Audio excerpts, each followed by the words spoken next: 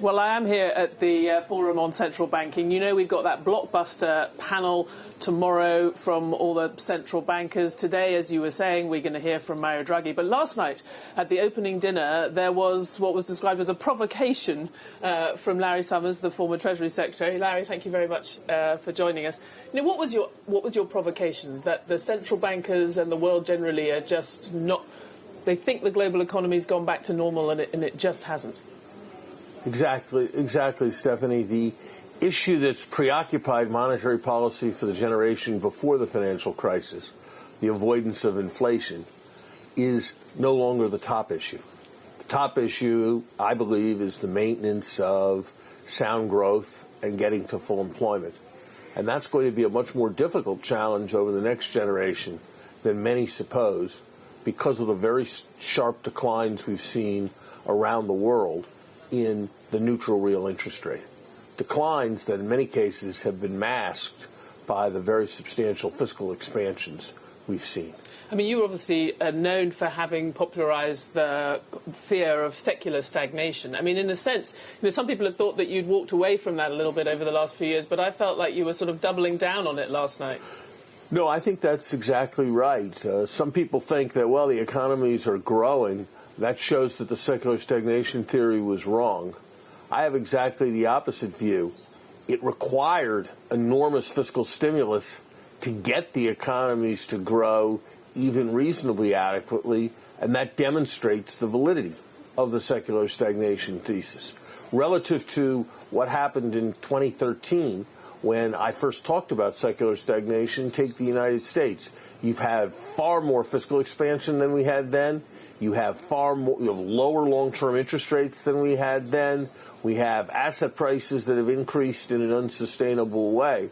And so it's not that the economy has somehow healed itself. It's that the set of developments predicted by secular stagnation theory have happened. And yet many make the mistake of condemning those developments as somehow inappropriate because they represent abnormal monetary policies or excessively expansionary fiscal policies. And many in the U.S., though, would say, well, but we're looking now at wage growth. Yes, it's taken a long time, but we're starting to see some signs of acceleration in wages. We're still very loose monetary policy. You know, give it some time. You're overstating the problem. Well, those who put it the way you just did neglect that we've seen an enormous fiscal expansion and an enormous prospective fiscal expansion.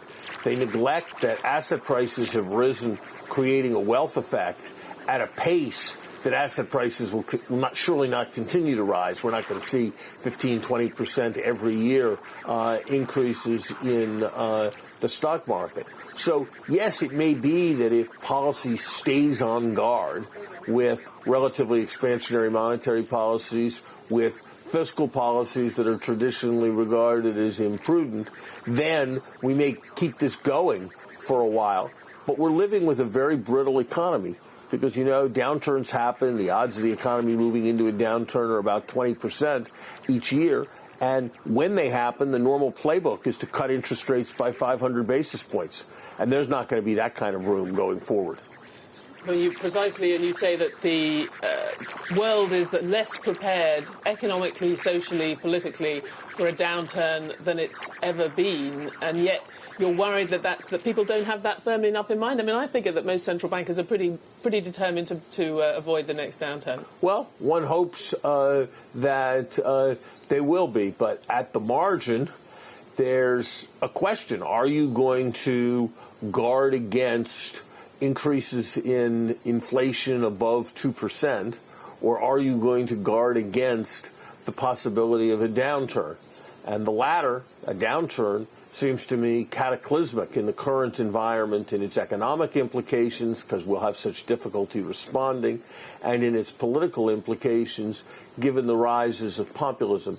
And so it seems to me that we need to be tilted very much against that risk, even at some risk that inflation could rise above 2%.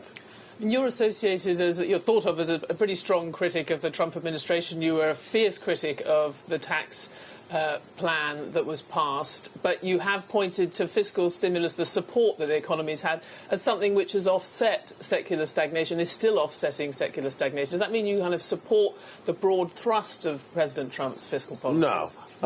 The primary problem, as I've always emphasized with the tax cut, is that it was designed to provide neither supply side nor demand side stimulus. Not supply side because it primarily focused on reducing profits that corporations had earned from their monopoly power or from their past investment. Not on the demand side because the benefits were flowing to those who were already most liquid and had the largest level of resources and were therefore least likely to engage in extra spending. Do you think, I mean, I'm going to be sitting on this panel tomorrow trying to keep in check the four central bank governors, including the head of the ECB and the Fed and the Bank of Japan. They are all going at different speeds, but very slowly on the way to more normal monetary policies. You would say even the pace that we're thinking about now that markets are anticipating is too fast, that runs a risk. All of them moving together runs a risk of bringing us back to where we were? I think as a general proposition, they're holding out the prospect of somewhat more monetary tightening than markets are actually expecting. And I think markets are more right. And I'm not going to get into the business of predicting what central banks will actually do. The thesis of my remarks is that they need to be prepared to balance risks very much in favor of avoiding recession. And indeed, they need to act as if they have at least a dual mandate, with the other part of the mandate emphasizing maximizing employment and growth. When you listen to them talk, I mean, Jay Powell in his press conference last week was talking a lot about how good it was for the economy to have the kind of tight labour market that we have now. You wouldn't say the kind of communications we're hearing them suggest that they do have that kind of concern? I think you pick up substantial concern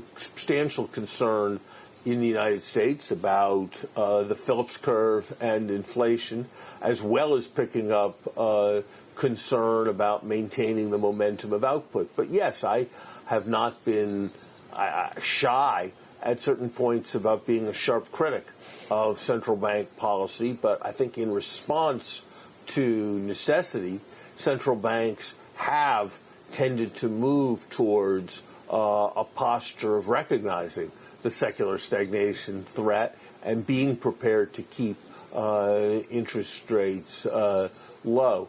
They just need to be prepared to stick with it and not confuse the results of successful policy with the lack of need for strong policy. Jay Powell said that he was going to de-emphasize, or he suggested he was going to de-emphasize the unobservables, these concepts like the neutral rate, or particularly the natural rate of unemployment in policy going forward. Do you think natural rate of unemployment has any meaning in the world that you described?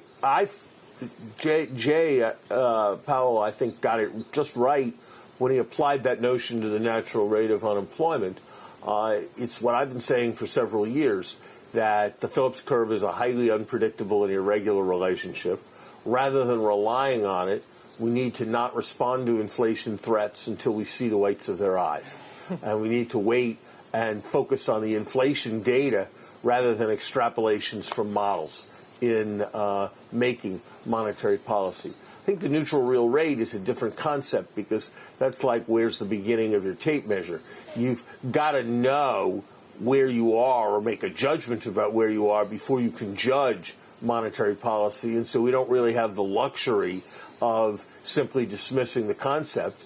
And I think it's much better to make the best guess we have than to simply assume, as some do, that the neutral real rate of interest is a constant.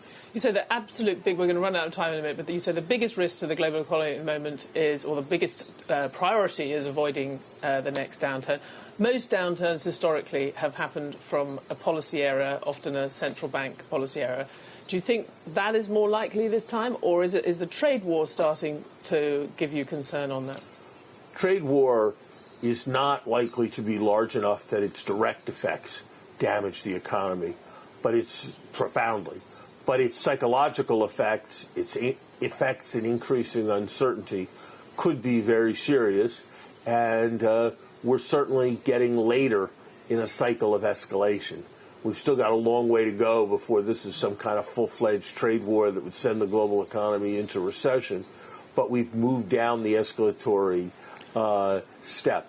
When you listen to President Trump or candidate Trump and you heard what him saying about what he wanted to do with trade, a lot of people thought, well, he's not going to be serious. He's not really going to push forward. You know, where we are now, how does that compare with how far you thought he might go in office? He has fallen short of even my low expectations. There was the defense, famously, that he should be taken seriously but not literally. Alas, there's increasing evidence, both in his acts of, I use this word carefully, hate towards disadvantaged groups in the United States, turning us into a country that imprisons children separately from their parents, and his actions on trade, that he actually means and intends to do many of the things he talked about in his campaign, and that has to be something very alarming for anyone who believes in traditional American values.